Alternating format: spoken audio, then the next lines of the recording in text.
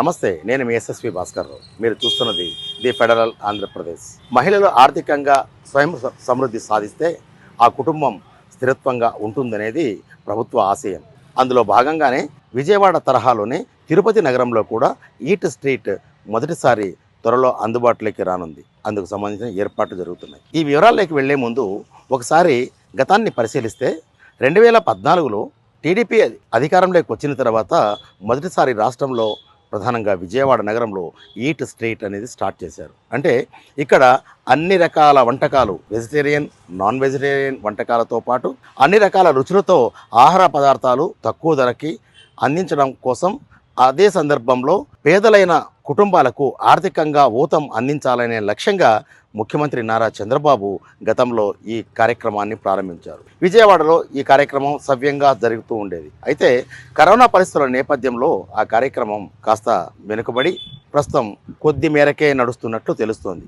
ఆ స్ఫూర్తితో తిరుపతి నగరంలో కూడా మహిళలకు, ప్రధానంగా డ్వాక్రా సంఘాల్లో ఉండే సభ్యులకు స్వయం ఉపాధి కల్పించడం ద్వారా మరింత ఆర్థిక బలోపేతం చేయాలనే లక్ష్యంగా రాష్ట్ర ప్రభుత్వం తిరుపతిలో కూడా ఈట్ స్ట్రీట్ను పరిచయం చేయబోతోంది. అందుకు సంబంధించి తిరుపతి నగరపాలక సంస్థ అంటే స్విమ్స్ ఆసుపత్రికి, అటు రుయా ఆసుపత్రికి మధ్య ఉండే ప్రదేశంలో విశాలమైన ఒక కనెక్టివిటీ రోడ్డు ఉంది.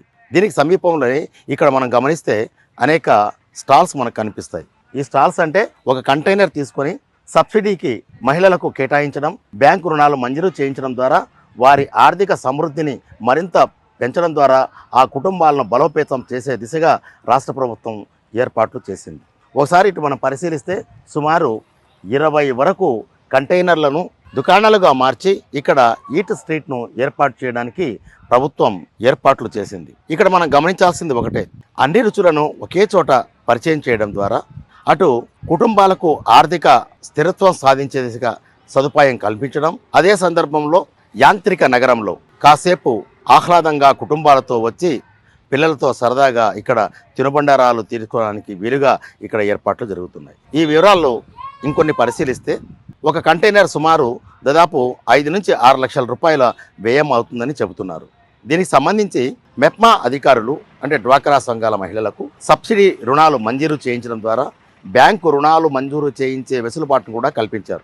అదే సందర్భంలో కొంత పెట్టుబడి రుణంగా కూడా వారికి మంజూరవుతుంది. ఆ సొమ్ముతో ఈ ప్రదేశంలో వెజిటేరియన్, నాన్ వెజిటేరియన్ వంటకాలను సిద్ధం చేయడం ద్వారా సాయంత్రం నుంచి రాత్రి కొన్ని గంటల వరకు ఇక్కడ విక్రయించడం ద్వారా ఉపాధి పొందడం, పట్టణ ప్రజలకు కాస్త కొత్త రుచులను పరిచయం చేసే అవకాశాన్ని తిరుపతి నగరపాలక సంస్థ అధికారులు ఇక్కడ ఏర్పాట్లు చేశారు. దీనికి సంబంధించి తిరుపతి నగరపాలక సంస్థ కమిషనర్ మౌర్య కూడా ఈ ఏర్పాట్లను పర్యవేక్షిస్తున్నారు. ఇప్పుడిప్పుడే పూర్తిగా ఈ సదుపాయాలు అందుబాటులోకి రాకున్నప్పటికీ చురుగ్గా ఇక్కడ కంటైనర్లను దుకాణాలుగా మార్చడం, అలాగే టైల్స్ వేయడం వంటి పనులను పూర్తి చేయడంలో బాధితులు కొంతమందికి కాంట్రాక్టు అప్పగించారు. దీనికి సంబంధించి కనీసం 1 నెల లోపల ఈ ఈట్ స్ట్రీట్ తిరుపతి నగరంలో అందుబాటులోకి రానున్నదనే విషయాన్ని అధికారులు చెబుతున్నారు. తిరుపతిలో గరుడ వారధి పూర్తి కాగానే ఫ్లైఓవర్ కింద అంటే అలిపిరి బైపాస్ రోడ్లో ఫ్లైఓవర్ కింద ఫుడ్ కోర్టుకు నాంది పలికారు. కానీ ఇక్కడ తాత్కాలికంగా 2 దుకాణాలు ఏర్పాటు చేసినప్పటికీ ఆ తర్వాత ఇక్కడ స్పందన లేదు. దీంతో ఈ ప్రాంతం భిక్షగాళ్లకు ఆవాసంగా మారిపోయింది. ఈ పరిస్థితిని తక్కచిద్ది పేదలకు ఫుడ్ కోర్టులు మాదిరే దుకాణాలు ఏర్పాటుకు అనుమతి ఇస్తే మరింత పరిస్థితి మెరుగవుతుందని పట్టణ ప్రజలు భావిస్తున్నారు.